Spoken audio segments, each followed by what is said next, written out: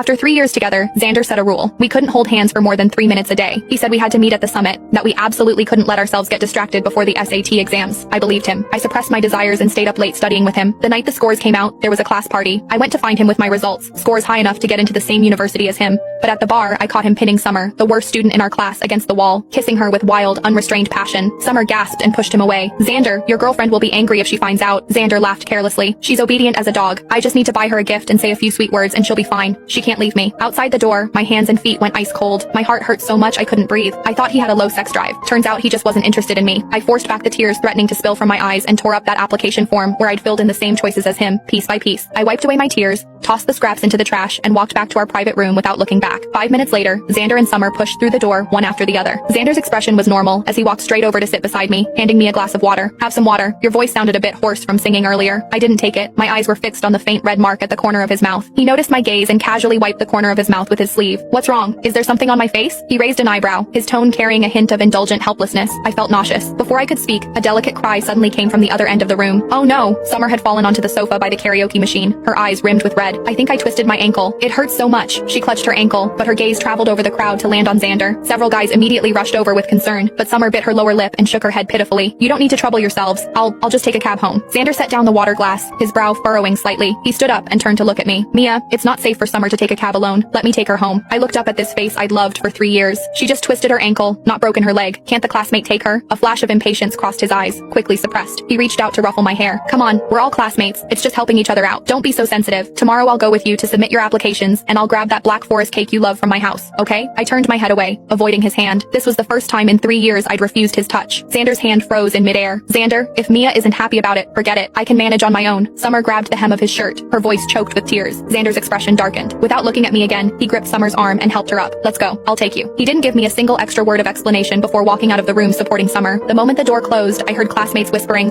Xander is way too good to Summer. I'm surprised Mia isn't even mad. When the party ended, it was already 10 at night. I walked the streets alone, passing by the corner convenience store that Xander and I used to frequent. My feet seemed nailed to the ground. Through the glass, I saw a young couple in school uniforms huddled together working on homework. The boy draped his jacket over the girl's shoulders, saying something in a low voice. I stood in the wind, my nails digging deep into the soft flesh of my palms. The sharp pain came, and my eyes instantly rimmed red, but I bit my lip hard, refusing to let the tears fall. Back home, I turned on my computer by the light of the street lamp streaming through the window. The screen lit up. In the center of the desktop was a folder named MIT Sprint. It contained scanned copies of every handwritten note Xander had made for me over these 3 years. My hand gripped the mouse, the cursor hovering over that folder for a full 30 seconds. Then I permanently deleted it. Just then, my phone on the desk suddenly lit up. It was a shopping link from Xander, a white floral dress. Immediately, a second message popped up. Wear this dress tomorrow when we submit applications. I just bought it.